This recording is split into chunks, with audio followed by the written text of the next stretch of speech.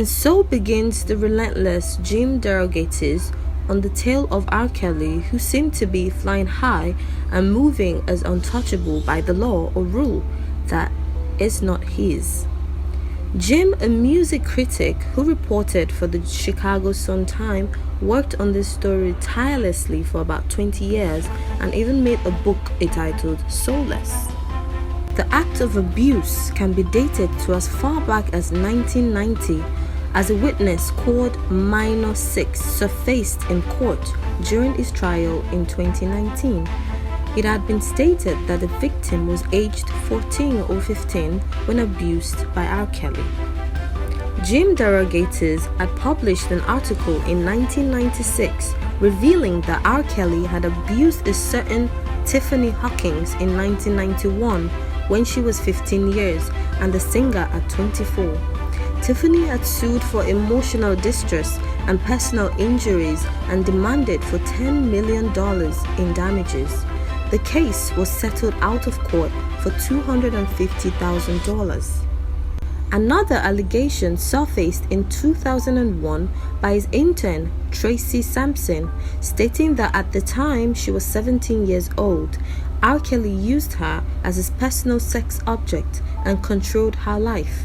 It was a legal case, but was yet again settled out of court at a price. In 2002, there was yet another case by two women against the famous singer, one of which was an underage sexual allegation.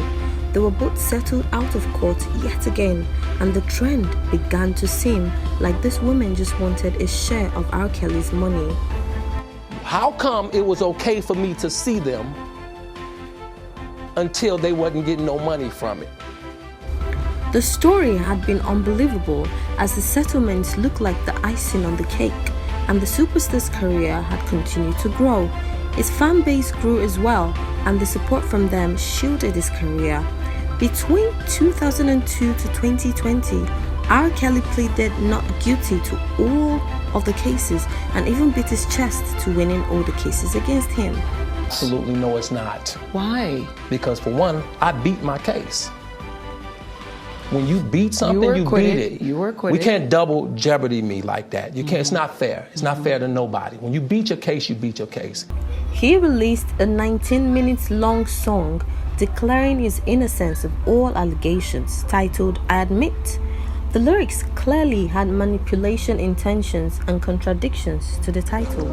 I admit I done made some mistakes, and I have some imperfect ways. I admit I helped so many people, and them same damn people turn fake. I admit it was so hard to focus. I didn't go to classes. I admit that I dropped out of school. I admit that I wasn't that cool. I admit I just feel like retiring. Admit I just don't feel like trying. But all my real niggas around me keep telling me, Kels, fuck that, you gotta keep climbing. On the list of allegations are the following.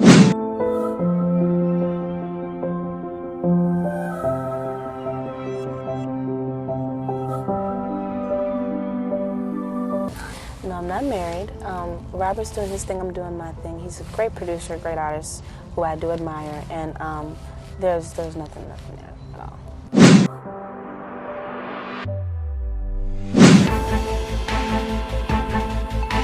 When I was on the Sprinter, I had to use the restroom, and I texted him, Daddy, I need to use the restroom. No Daddy. response. Yes. We were required to call him Daddy. Required to? Yes, he told us to call him Daddy. You would address him as Daddy. If you didn't, you were... Yeah, you would get in trouble if you did.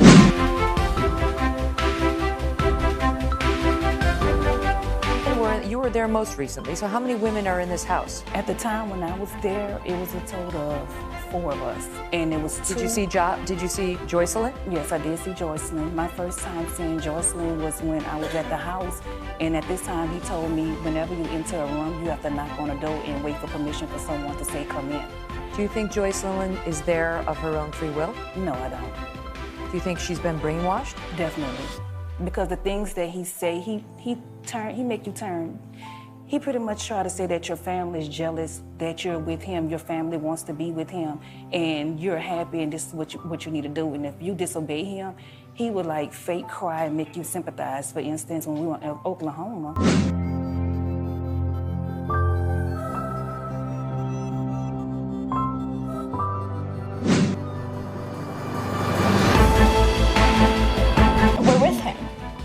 That's our relationship. We're with him. Yeah, We that's live what it with is. him. And we're in a relationship with him. Right. You just said it.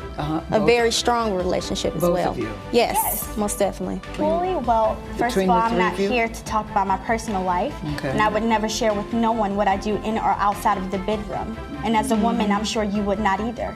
No, I wouldn't, but Okay, then. So, no, yeah. no, you're Next right. question. No, you're right. I would not, but this is a very different circumstance. It's and not I a think different it's a fair circumstance. There are question. people all over the world who have multiple girlfriends. Yeah, you sound very angry with your parents.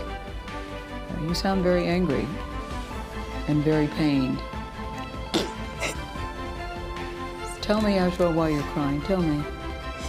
I'm crying because you guys don't know the truth. You guys are believing it's a facade that our parents are saying.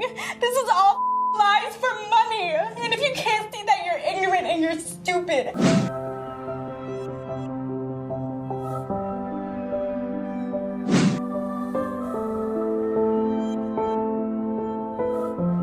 February 18, 2003, I get a phone call to come down and do his hair.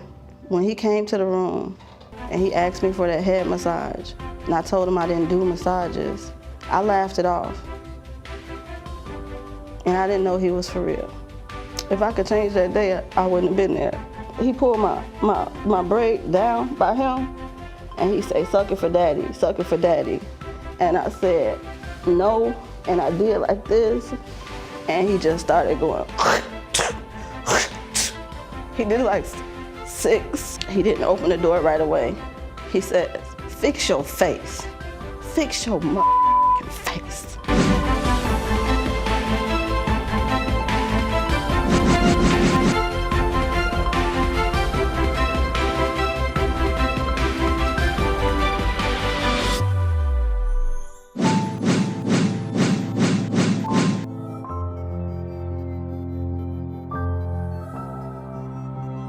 Well, in the beginning, Robert the person, he was funny.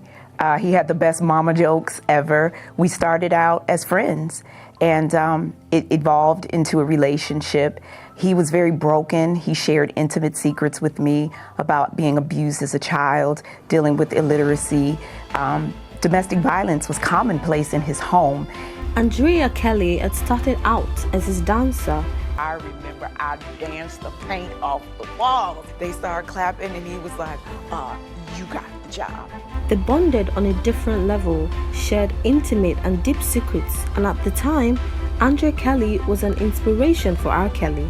They were married in 1997, starting out as a happy couple until he became controlling and abusive. Andrea had finally taken a walk out of the marriage after 11 years and came out as a survivor, supporting other women in domestic violence.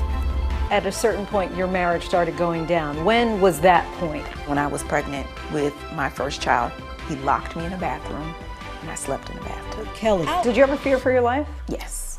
You thought he might kill you? Yeah. Your kids? No. Kelly, And he took the rope tie and he tied my arms behind my back. And then he took my legs. And he tied my legs and my hands and arms together. And I just remember laying on the side of the bed crying, like, let me go, just untie me, let me go. And he fell asleep with me on the side of the bed like an animal. When the marriage was over and severed, he stopped paying child support and was taken into custody amidst all other allegations. His lawyer argued that he was no longer making money, but the judge had insisted he paid a sum of about $160,000 which he owed. He settled his ex-wife with $100,000 that was paid by a friend. After a prolonged trial and investigation, the day of reckoning came, and Robert Sylvester Kelly, popularly known as RKelly, was found guilty. On the 27th of September 2020, RKelly was declared guilty on all 9 counts of inappropriate relationships with minors, including racketeering, sex trafficking, and abuse. And Stephanie, he has been in custody leading up to this, correct? Yes, he has, for 2 years. And this is not the end of the road in terms of the charges that he faces. He still has state and federal charges, sex trafficking, sexual assault, as well as pornography charges. He was acquitted on pornography charges back in 2008, but at this point, he still has weeks, years, months down the road where he's going to be dealing with these allegations in a courtroom. But he is, for now, facing decades in prison. His sentencing due to take place May 5th here in New York. Although R. Kelly is not the first public figure to face sexual allegations from young girls, the likes of Gary Glitter, Elvis Presley, Jerry Lee Lewis, Roman Polanski, Chuck Berry, Rolling Stone Bill, and even the legendary Errol Flynn have been implicated for allegedly having indecent relationships with minors, but it is high time justice was served. I was lost, and I felt invisible, and I gave someone that control over me to basically make me do whatever it was that they wanted me to do and act however they wanted me to act. During R. Kelly's trial, she testified that he began sexually abusing her when she was just 17 years old. During the trial, you testified that you said, I was not honest in the interview that you did with us. Yeah. What were you not honest about? Everything. Everything? Everything, yes. You know, before that interview, he had us practicing every single day. How many years in prison does R. Kelly deserve? Please share your thoughts in the comment section. Thank you for watching.